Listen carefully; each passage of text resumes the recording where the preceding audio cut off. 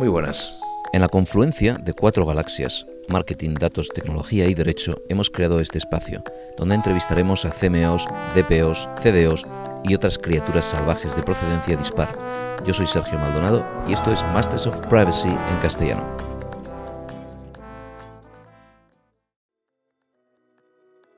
Hoy tenemos a José Ramón Mencías, que es Data Solutions Lead en Eris Publicis y cofundador de The Cookie After Work, que es un espacio de debate y seno de eventos ampliamente conocidos en el sector del marketing digital en España. José Ramón acumula más de 14 años de experiencia, incluyendo su paso por la analítica web y el ad serving, el desarrollo de un trading desk independiente y la implementación de infraestructuras de Big Data para grandes marcas. También colabora con varias escuelas de negocio y asociaciones del sector. Con José Ramón vamos a abordar los mitos y realidades del nuevo mundo cookieless o libre de cookies y sus implicaciones para ambos, la medición digital y la gestión de inversiones publicitarias bajo el prisma del marco regulatorio de la protección de datos, como siempre. Esto incluirá un repaso express a las soluciones basadas en identidad que hemos tocado en algún episodio, la publicidad contextual, los CDPs o Customer Data Platforms y la inteligencia artificial, porque no falte un nutrido salpimentado de palabras de moda que de paso conmine a la gente más dispersa a seguir escuchando este episodio. Arrancamos.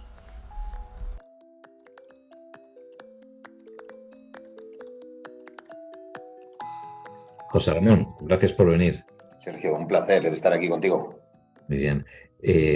Oye, ya que se acaba la medición en base a cookies, ¿hacia dónde va la medición si no hay cookies? Porque hemos hablado mucho de campañas y de cómo se está haciendo la activación del dato para buscar a la audiencia. Eso lo hemos cubierto ya con Miquel de Caroz y en otras entrevistas, pero no hemos hablado suficiente de la medición.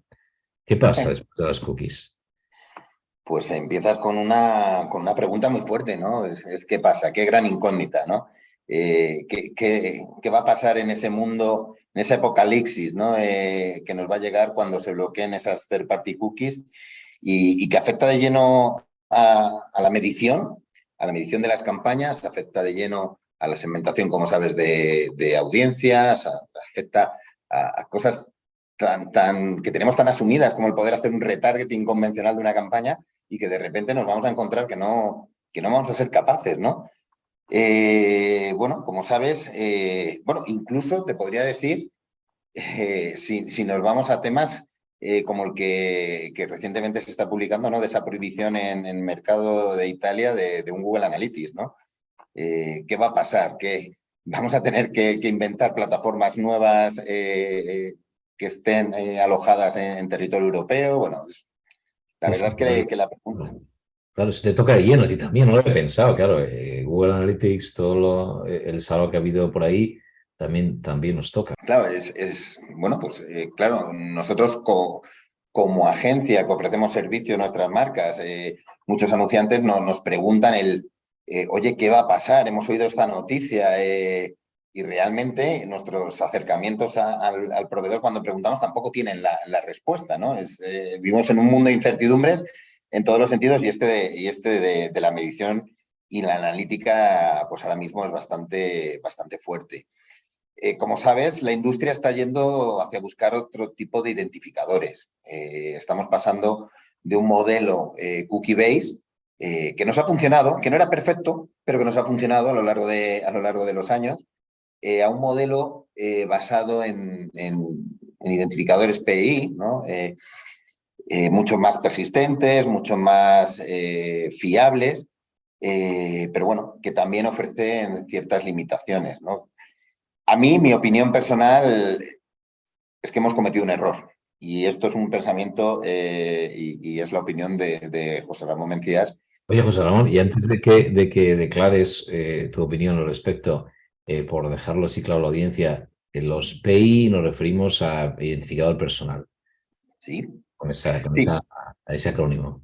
Principalmente el Personal Identified Information, lo que está haciendo referencia y sobre el modelo que se está trabajando es a los emails, identificadores emails, Sí. Y números de teléfono, siempre sometidos a un proceso de anonimización, tienen que estar hasheados, y que ese es identificador que está cogiendo peso y sobre el que se están montando el concepto Universal ID, también lo ponemos entre comillas, ¿no? No va a haber un Universal ID, sino que distintas soluciones de distintos players van a ponerse al mercado con sus soluciones basadas en este tipo de identificadores, y que luego lo que está sucediendo es que tendrán que ser interoperables entre ellas.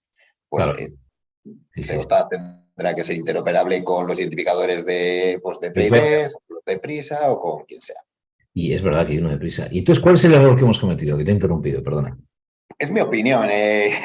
Y el error es que creo, y se cometió en mayo del 18, ¿no? Cuando entramos a regular toda la parte de privacidad y entró en vigor GDPR, desde un punto de vista sancionador, sin tener en cuenta que a lo mejor teníamos que haber ido más a informar al usuario, a que realmente las personas entiendan las implicaciones que tienen el aceptar una cookie o no aceptar una cookie, y no demonizar esos identificadores, el ser traqueado realmente como individuos.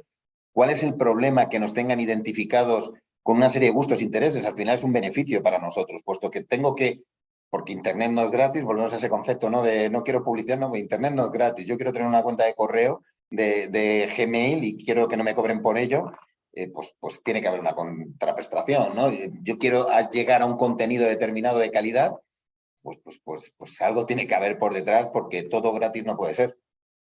Y yo creo que el punto de partida, por aquel entonces, debía haber sido más en informar, en hacer campañas de concienciación. Evidentemente, en todos los sectores, en todos los entornos, el fraude está y hay gente que se aprovecha de determinadas situaciones, pero con una buena evangelización e información a los usuarios, no con series en Netflix diciendo que los señores de los datos tienen toda la información. Y yo creo que hubiera... Es que yo he sido muy crítico con el social dilemma, y con el great hack, el sensacionalismo basado en el fundamentalismo de la privacidad tampoco ayuda, eso estoy de No ha acuerdo. ayudado. Y no ha ayudado, y a nuestra industria la ha hecho mucho daño. Le ha hecho mucho daño hasta un punto de vivir en una incertidumbre que afecta a muchas compañías que tienen modelos totalmente cookie-based, ¿no? No olvidemos los DMPs, ¿no? Los famosos DMPs, que eran las soluciones de orquestación de datos, que de repente han sido enterrados antes casi de...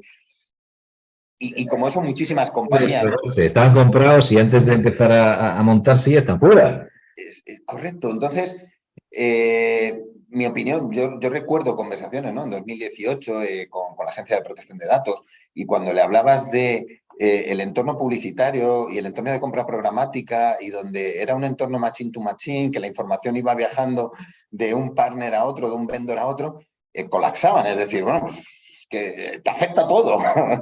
Y la verdad, en mi opinión, es que no hemos ido mejor.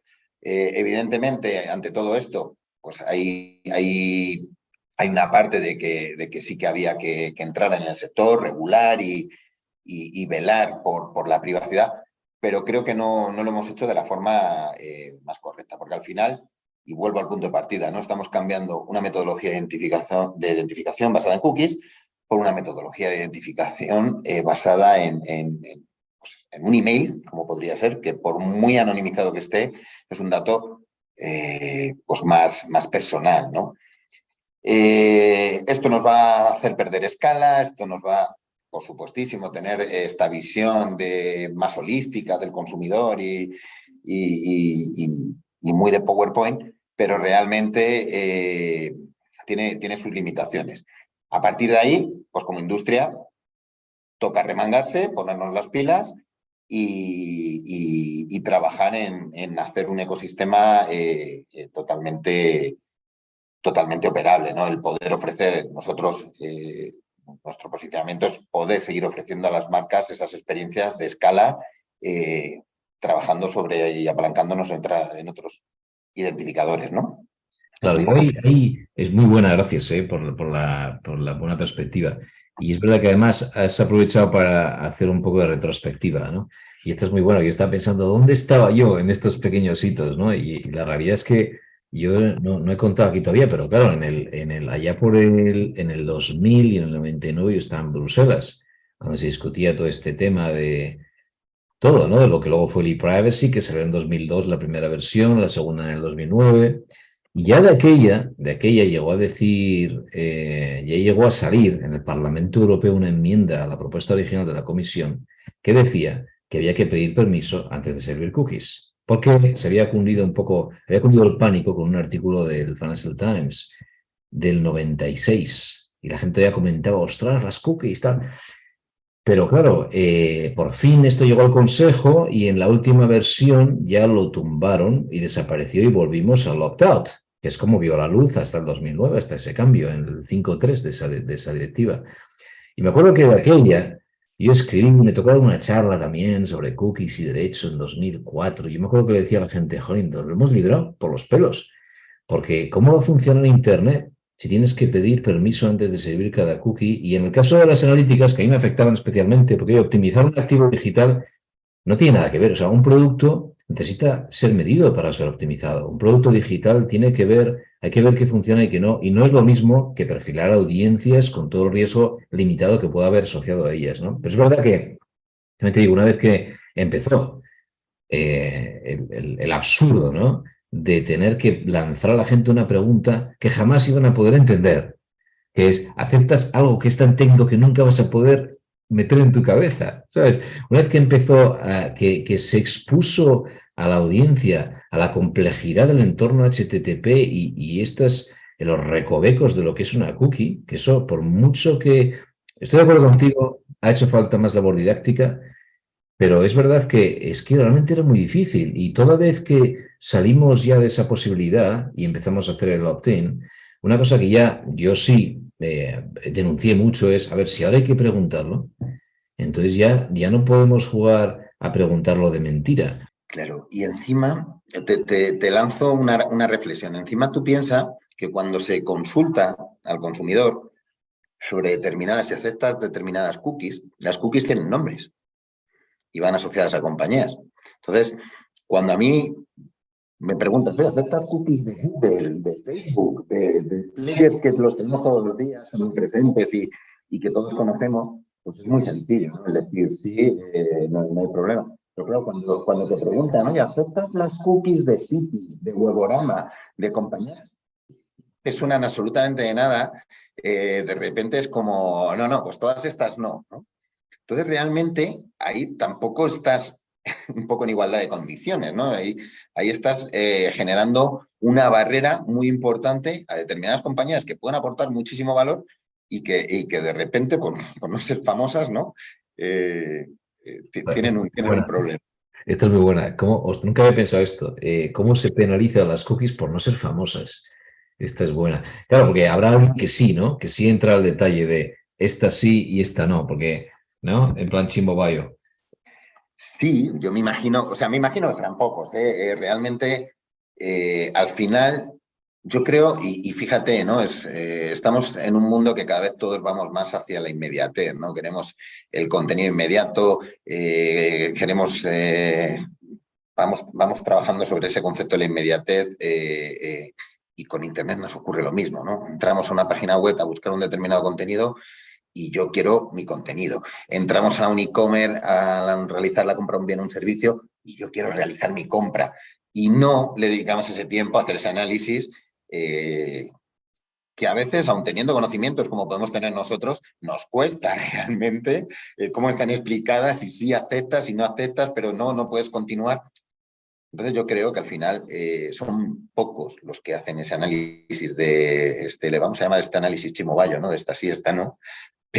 Pero realmente, si lo piensas bien, sí que tiene sentido esto de seguramente aquellas compañías que tienen más nombre pues sean mejor aceptadas que aquellas que no son conocidas en el mercado, ¿no? Claro, claro. Y ahora, ¿y tú te has visto penalizado en tu mundo de la medición al arrastrarse las cookies y todo lo que era el sistema de medición, que siempre fue más inocente, siempre fue más first party, vamos a decir, a pesar de que sí utilizaras una herramienta que estaba en otro dominio, que había que vincular al tuyo, Omniture en su día, Adobe Analytics, Google Analytics, ¿verdad? Todos estos mundos, Weborama, todas estas herramientas al final no dejan de estar en el campo de la optimización del activo y de repente, toda vez que hubo una línea roja una línea en la arena, que esa ya no tiene color, y de repente tienes a las cookies que son necesarias, estrictamente necesarias, las técnicas que por ley, ¿verdad? Por el 5.3 de la directiva están exentas, y ahora todas las que no, claro, en cuanto cayeron al saco de las que no, todas las analíticas, que yo también fui muy crítico y en su día también perseguí mucho a la agencia española, porque no se hacía ninguna excepción, como sí se hizo en Francia, como sí se hizo en Reino Unido, que por lo menos a nivel de boquilla, ¿no? Desde la agencia, ya que la ley no lo tenía, pues sí que se comentaba, oye, esto no implica tanto riesgo. Pero toda vez que cayeron en el mismo saco, tú notaste esa penalización de que de repente todas eran malas y entonces ya estás abocado a medir peor. Sí, o sea, ahí volvemos un poco a la reflexión inicial. No nos aporta un valor, al contrario. Todo este tema de regulatorio, tal y como se ha planteado, lo que va es en decremento precisamente pues de estas soluciones analíticas que al entrar todo en el mismo saco, pues de repente poder medir cosas tan sencillas, ¿no? Como la tasa de rebote de un site, la navegación, ¿no? De un usuario, cuántas páginas me visita, de repente se convertía en algo pues totalmente imposible. Cosas, mira, yo en 2008 fue cuando empecé a trabajar en Webograma y ya en aquel entonces una de las cosas que ofrecíamos en las herramientas de analítica era no solo el dato cuantitativo, sino también el dato cualitativo, ¿no? Podías ya en 2008 hablar de, bueno, y además te están visitando en un 70% hombres, un 30% mujeres. Evidentemente siempre pues, había un tema de panel y demás por detrás, pero ya empezabas a dar pistas de una medición mucho más potente y a día de hoy lo que nos encontramos es que en lugar de tener una evolución que deberíamos de estar, pues habernos disparado como un cohete, casi estamos dando un paso hacia atrás. Casi Claro. estamos yéndonos un paso hacia atrás y tener que depender de pues casi inferencias, ¿no? A la hora de medir. Claro. Sí, digamos que los riesgos, ahí tenía ganas también de comentar esto, ¿no? Los riesgos que también percibíamos en su día es verdad que no eran tales, porque es verdad que la capacidad de computación que hay ahora, que la capacidad que tiene un gobierno, vamos a decir, porque el gran malo aquí siempre viene a ser el gobierno estadounidense, ¿no? Y el mecanismo de espionaje estatal, al que yo siempre le atribuyo muchas menos, yo creo que siempre tienen más, siempre lo vemos todo como la CIA de las películas, y luego detrás de cada CIA y de cada MI6 hay un Mr. Bean, más que un James Bond. Pero bueno, como todo se percibe como tan, ¿verdad? Tan impresionante y tal, pues ¿qué pueden hacer, ¿no? Con un dato de Google Analytics? Pues es verdad, vamos a poner esto en la mesa, ¿no? Que hace 10 años no se podía hacer lo que se puede hacer ahora, ¿no? Que combina estos datasets y vale, ahora puedes llegar a amenazar el futuro, las opciones futuras de alguien porque navegó de cierta manera una web. Pero es que en el contexto de la propia web y de la medición de lo que pasa en tu web y hasta cierto punto de algunos esfuerzos de captación, generación de demanda, están limitados, está tan circunscrito a lo que pasa en tu catálogo de lo que vendes que también suena un poco demasiado. Yo sí entiendo que en el mundo, y esto te toca a ti, porque al final tú estás en los dos lados, en el mundo de la medición y optimización del propio activo, entiendo, de la marca, y en el mundo de la optimización del dinero que se gasta para generar demanda, etcétera, ¿no? Y si estás ahí, tú verás que en el mundo de la generación de demanda, ahí, pues sí, obviamente hay más riesgo porque hay muchos players desconocidos, porque precisamente en ese mundo donde todo el mundo puede enriquecer el pool de audiencia que hay y se ha descubierto a los grandes players del onboarding, ¿no? Y de la compraventa de perfiles con 3.000 data points sobre cada individuo que tenía Axiom y Oracle, eso sí que ha saltado la alarma. Pero es un mundo que no teníamos delante en el mundo de la medición de activos. Estaba en el mundo de la persecución de audiencias, vamos a decir, o la búsqueda de audiencias, más asemejado, diría, a la compraventa de bases de datos, ¿verdad? Y un mundo que siempre fue un poquito más pirata, ¿no? Pero de repente se ha asimilado el mundo de la optimización más inocente al mundo de la compraventa de datos y desde mi punto de vista, a lo mejor lo sobresimplifico, pues se ha puesto todo en el mismo saco y eso no ha ayudado a la medición. pero no sé cómo lo ves tú. Bueno, es que coincido plenamente con tu análisis, ¿no? Al final, al asemejarlo a ese mundo que también, bueno, pues fue penalizado, ¿no? Por el tema de los corregistros, eres el usuario 1 millón, te ha tocado un Mercedes y generación de bases de datos de forma fraudulenta, pero vuelvo al punto de antes, ¿no? En todas las industrias hay compañías que se lucran de forma no transparente. Entonces, el meter a todo el mundo dentro de un mismo saco, pues ha penalizado mucho la industria y nos ha llevado pues, a situaciones como las que estamos a día de hoy, que me atrevería a decir en determinados momentos pues son un poco límite, ¿no? Porque realmente no sabemos qué va a pasar. Realmente dependemos pues, de que se pongan de acuerdo el gobierno de los Estados Unidos y el gobierno europeo de que, oye, ¿qué ley prima? ¿No? La tuya de privacidad, la mía de antiterror. Y lleguen a ponerse de acuerdo de alguna manera, pero hay mucha incertidumbre. Y hay mucha incertidumbre, y te lo comentaba antes, oye, hay algunas licencias de medición que no son baratas, que los anunciantes están pagando mucho dinero y que no saben qué va a pasar. Y yo creo que esas incertidumbres se deberían despejar, ¿no?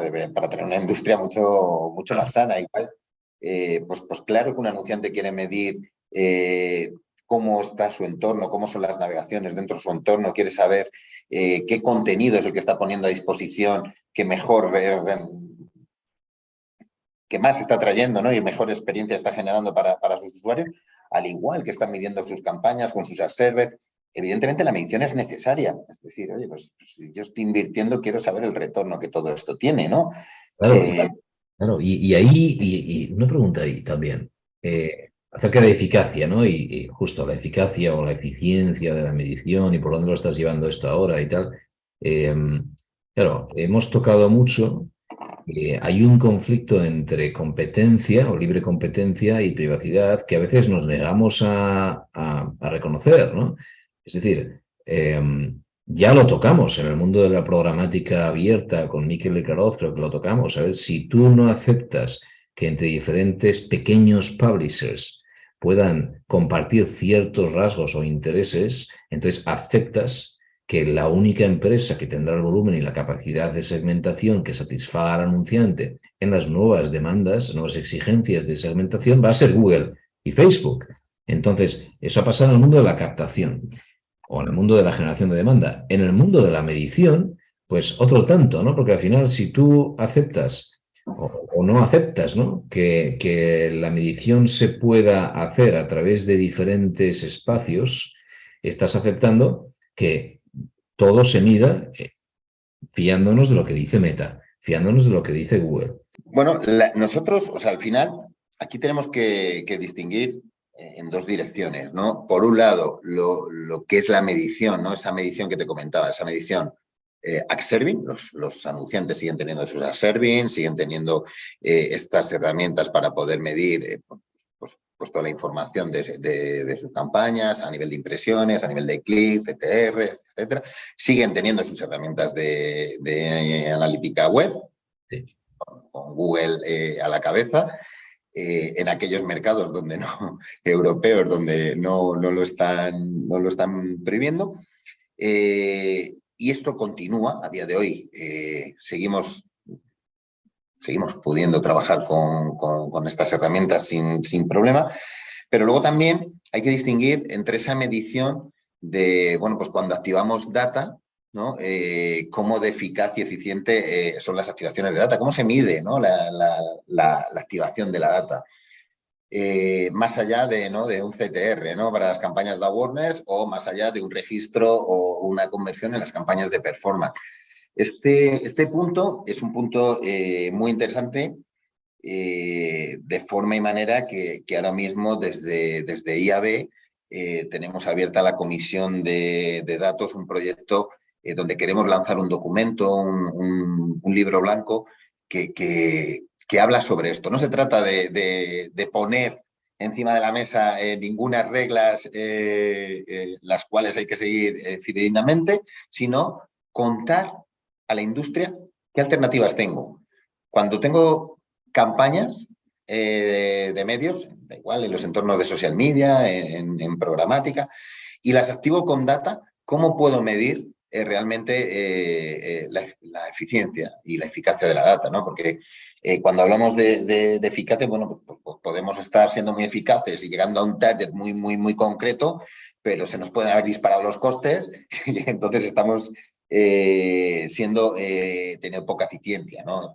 Tenemos que ver cómo medimos esto y insisto, sin tratar de crear nada que, como se suele decir, ¿no? Que siente cátedra, pero sí que creemos que hay mucho desconocimiento en este sentido y por eso nos remangamos una comisión donde a mí me encanta, nos remangamos compañeros de distintas agencias, nos remangamos compañeros de distintos publishers, compañías tecnológicas, medidores, compañías de investigación, y vamos a ver qué sale, ¿no? Y vamos a ver si somos capaces de pintar algo bonito que ayude a entender muy bien cómo se puede medir, más allá de ese cuantitativo, ¿no? De las herramientas de Axervin y herramientas de analítica, esa parte, ¿no? Del dato. Se habla mucho de los datos, las compañías se hinchan de querer ser data-driven, ¿no? Pero detrás de todo esto hay que seguir evolucionando, ¿no? Y hay que seguir viendo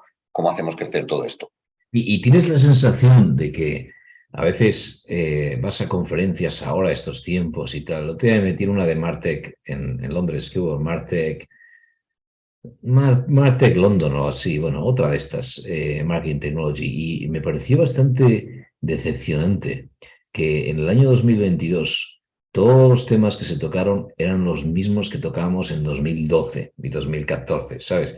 Es decir, gente que empieza ahora a lo mejor a hacer campañas o lo que sea y hablando de modelos de atribución y de por qué no debes fiar del último clic y soñando con la capacidad de aplicar ciencia a todo el proceso, cuando estamos viendo que al final ya si las herramientas donde tú estás pujando no hablan el mismo idioma para empezar y donde ya lo que tienes son grandes agregados y luego, como dices, o bien el CTR o bien la conversión final y ya solo combinarlo todo y montar un modelo de datos que hable el mismo idioma ya tiene mucha ficción y siempre ha habido mucha ficción. Y si ahora encima lo llevas a que ni siquiera puedes ir a mucho dato cualitativo, por ejemplo, una cosa básica que la gente quiere es, oye, dime que la audiencia a la que estoy dirigiéndome no son mis clientes ya. Algo tan básico, ¿sabes? No puedes dárselo en muchas ocasiones porque el recabar ese punto, ese data point, concretamente exige un tipo de interacción que es muy delicada porque viene de un formulario, porque viene de otro activo, porque viene de la app propia de clientes y cuidado con esa app porque está pensada para gestionar la relación con el cliente y no para llevártelo al espacio de captación. Entonces, ahora que hay todas estas limitaciones, ¿tú ves eso evolucionar o crees que tenemos el día de la marmota?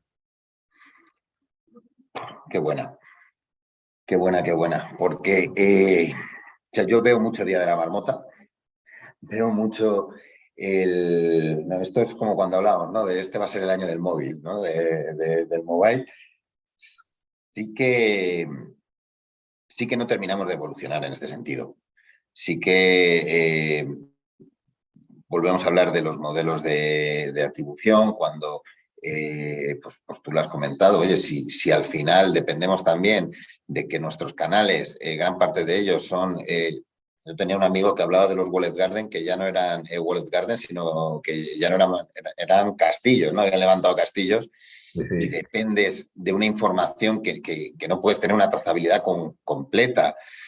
Pues al final es muy complicado, se complica mucho y bueno, luego cuando encima tengamos ya este mundo sin third party cookies, la ecuación se complica todavía más, ¿no? Pierdes toda esa trazabilidad omnicanal, va a ser complicado, pero sí que es cierto que se sigue hablando, ¿no? Y se Claro. sigue comentando como que fuera algo que acabáramos de descubrir, ¿no?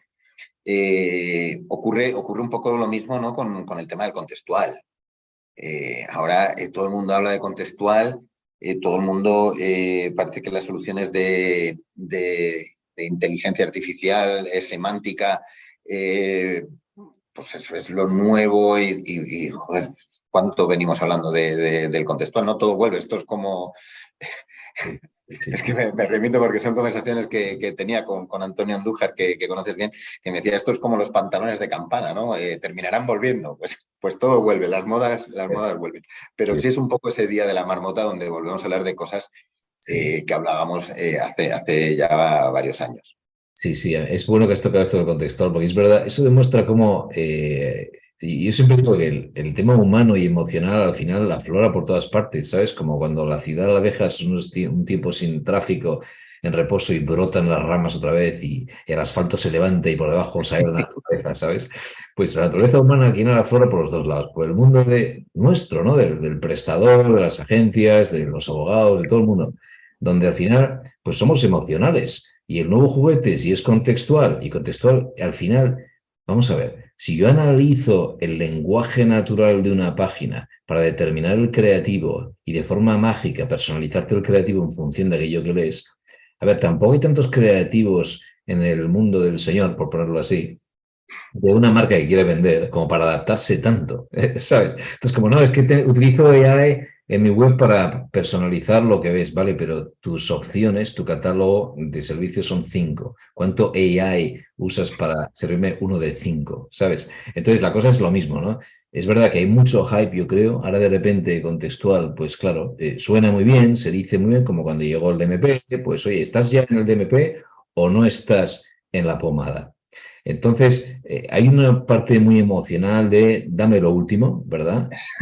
Donde es muy curioso porque quieres, vamos a decir, aplicar ciencia absoluta a la medición de lo que gastas, pero tú mismo demuestras tu humanidad en arrastrarte por la última moda, sea modelo de atribución. Sergio, déjame que te cuente una anécdota de hace muchos años. Soy muy mayor y puedo contar anécdotas viejunas. Sí, sí. Eh, Esto ocurrió, ¿no? Cuando aparecen en España los primeros DMPs, bueno, a mí me sucedió, yo estaba en aquel entonces en una compañía que ofrecía soluciones de este tipo, ¿no? No sé si se pueden decir marcas, ¿no? Esto es como cuando estás en la radio. Pues nada, yo trabajaba en Huevorama y Sí, de sí. repente tenías acercamientos a algunas compañías, o tenían acercamientos, y te decían, necesito un DMP. Y tú llegabas y hacías tu planteamiento, bueno, vamos a ver el caso de uso, ¿para qué lo necesitas? No, no lo sé, eso me lo dirás tú, pero mis colegas en UK ya lo tienen y yo necesito el MP porque Sí. iba a ser esto, ¿no? Esta piedra filosofal que iba a resolver, ¿no? Y ahora es el CDP, bueno, el CDP fue en 2016, pero ahora está llegando poco a poco de la misma manera. Oye, es que el CDP, yo no sé lo que quiero, pero quiero un CDP. Porque internamente lo voy a vender muy bien, porque lo tienen todos los demás y porque en mi carrera profesional tengo que marcar ese checkbox. Sí, sí, es cuando, pero era curioso, ¿no? Porque tenías esos acercamientos y cuando te ponías, como tú dices, ¿no? Un poco a rascar la necesidad, muchas veces decías, igual lo que necesitas es un buen Excel y vas sobrado, ¿no? Pero sí, sí que es cierto, ¿no? Que queremos estar ahí un poco a la última, ¿no? Y yo creo que hay que, el caso igual, ¿no? Hablamos de la personalización con escala, hablamos de generar experiencias, se nos llena la boca, ¿no? De generar experiencias del consumidor con escala. Tratamos de hacer segmentaciones súper precisas, pero luego se nos olvida el mostrar mensajes distintos, ¿no? El tener una comunicación mucho distinta para cada una de esas segmentaciones, que al final la tecnología nos permite hacer todo lo que queramos. La tecnología pues nos da unas capacidades de micro-targeting que podrían ser, y tú lo sabes, infinitas, pero tenemos capacidad para luego poder dirigirnos de esta manera. Mira, ahora se abre una posibilidad que sea, y ya no toco más temas, se nos va, pero se abre una posibilidad estos días muy interesante que paradójicamente se podría cumplir por fin esta panacea de la hiperpersonalización a escala. Yo también he creído que siempre ha habido mucho cuento, pero las palabras a veces suenan bien y como digo, del mismo modo que al que le vendes, pues oye, no lo puedes medir por las emociones, pues tú mismo como comprador y como proveedor también eres parte de esto, de este juego. Pero ahora está pasando esto, ¿no? Con Generative AI, con todo el rollo de ChatGPT, que está todo el mundo jugueteando con ChatGPT, con Midjourney, con DALL-E, estas herramientas. Es verdad que ahora, sobre la marcha, en función del comportamiento y del histórico que tienes de cada persona en la audiencia, es cierto que ahora puedes escupir muy rápido un creativo que se genera sobre la marcha, Sí. y ese creativo es verdad que puede estar muy alineado con lo que parece que es el interés de esta persona. Y esto sí que toca otra fibra, es ya, a ver, en función de lo que parece que te interesa, sobre la marcha te creo un vídeo. Eso es brutal. Entonces, es verdad que ahí entramos en el espacio ya un poco, como decía José Luis Flórez, que le entrevisté hace un par de años, de manipulación masiva, potencial, porque es inteligencia artificial, porque la gente no sabe que lo has inventado sobre la marcha, pero a lo mejor, paradójicamente, podríamos llegar al punto en el que esto podría suceder, pero también se nos va de las manos, porque como todo se genera sobre la marcha, ni siquiera tú sabes o tienes control sobre lo que estás ofreciendo, vendiendo, cómo lo estás comunicando, porque es el usuario el que lo determina. ¿Sabes? Y esta distopia, este escenario tan salvaje, me lleva a hacerte esta última pregunta con este preámbulo. ¿Cómo ves tú esto que mucha gente, digamos que también va por olas, pero en esta ola yo sí creo, ¿no? Creo que sí que terminará pasando algo, ¿no? Que es que desde el individuo, aunque no creo que podamos ser conscientes de todo, porque el control va contra la conveniencia, pero sí que desde el individuo sea mucho más eficiente, que para ciertas cosas, ciertas preferencias, tú guardes en tus dispositivos y en tu esfera digital algo que sí quieras exponer al prestador para que la personalización, por lo menos la personalización en el uno a uno con la empresa de comercio electrónico, por ejemplo, no te hablo ya del mercado Ujú. en general, que puedas tú decir, mira, estas son mis preferencias, estos son mis intereses, ¿qué tienes que se adapta a ellos? ¿Tú ves algo así, algún proyecto con algún cliente vuestro que vaya en esa línea de empoderamiento, más cero partidata puro? ¿Ves algo así? O sea, hay iniciativas, hay ya varias iniciativas en el mercado donde se le da al usuario la posibilidad de poner en valor sus datos. Algunas que hacen el planteamiento de, oye, tú pones tus datos en valor y estás contribuyendo a tener un mundo más sostenible, ¿no? A través bueno, pues del plantar un árbol, ¿no? Iniciativas Sí, de sí, tribal sí. o bueno, de distinta índole, ¿no? Puedes acceder a un determinado, déjame tus datos, y puedes acceder a una suscripción en un determinado medio. Al final, el tratar de poner en valor, ayudar al usuario, ¿no? Pues a que dentro de todo este mundo llegue también a poder poner en valor sus datos, ¿no? Es decir, yo como usuario sé que mis datos pueden tener un cierto valor para las marcas, pues qué contraprestaciones puedo obtener de las marcas a cambio de ofrecer abiertamente mis datos. Yo creo que esto es hacia donde vamos a ir, es hacia donde terminará evolucionando. También creo que es importante en ese sentido, creo que hay un punto generacional importante. Cuando hablas con los jóvenes, hoy en día los datos les da igual, les da absolutamente igual. Cuando tú le dices, no, es que pueden recoger tus datos, ¿y a mí qué? Y a mí no me importa que recojan mis datos, porque están mucho más concienciados, tienen mucho más claro y lo que quieren es esa inmediatez, ¿no? Que Claro. comentábamos antes. Entonces, eh, yo creo que ese tipo de iniciativas crecerán, pero que también hay que tener muy en cuenta lo que las nuevas generaciones que van viniendo, que sus consumos son distintos y que su pensamiento respecto a al entorno de la privacidad cambia muchísimo al que podemos tener pues nosotros, otro tipo de franjas de edad. Eh, ¿Verdad? Y además son un poco fieles, han empezado ya siendo tan dispersos en la arena digital. Nosotros somos nosotros, es decir, nos hemos digitalizado del mundo offline, con lo cual has traído tú offline, lo has traído al mundo online, como cuando empezó Facebook.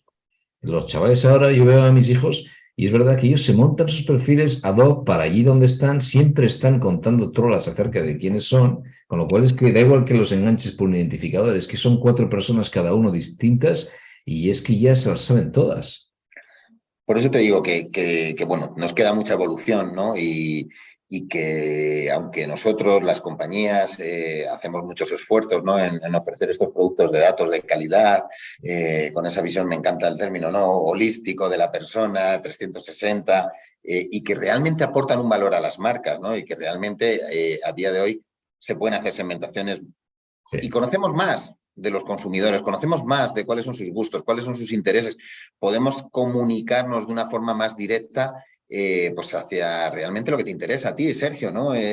Esto tenemos que seguirlo poniendo en valor, pero no hay que dejar de mirar un poco por el retrovisor de lo que viene por detrás y de cómo tenemos que también tratar ese tema, porque si no llegará un momento en el que nos pase por delante. Claro, claro. Yo solo espero, tío, como última nota hacia tu mundo, que no terminen las campañas que lleven arte y fuerza. Un anuncio bien hecho todavía es una maravilla, es un placer. Pero ahí coincido contigo plenamente y eso no va a cambiar. Y lo que hay que hacer es poner los datos al servicio de la creatividad. Ser capaces de aportarle a los creativos una serie de información para que esa big idea, ¿no? Para que esa magia, que es la magia de la publicidad, ¿no? A mí me encanta cuando llegan los festivales, ¿no? El tipo de los EFI, el sentarme allí y el ver realmente lo que es la magia de nuestro mundo de la publicidad, eso no se va a perder. Y lo que hay que hacer es decir, no a la inversa, ¿no? El cómo somos capaces de, con los datos, aportar a ese área creativa, ¿vale? Para que esa magia brille todavía más. Qué bien, muy bien. Qué buena nota optimista para terminar. Pues muchas gracias, José Ramón. Muchas gracias. Perfecto, Sergio. Gracias a ti, de verdad. Hasta aquí hemos llegado. Hoy puedes consultar las notas del episodio en mastersofprivacy.com y si te apetece puedes seguirnos en LinkedIn o en Twitter, puedes enviarnos sugerencias para futuras entrevistas o temas y todo ello bienvenido. Gracias y hasta la próxima.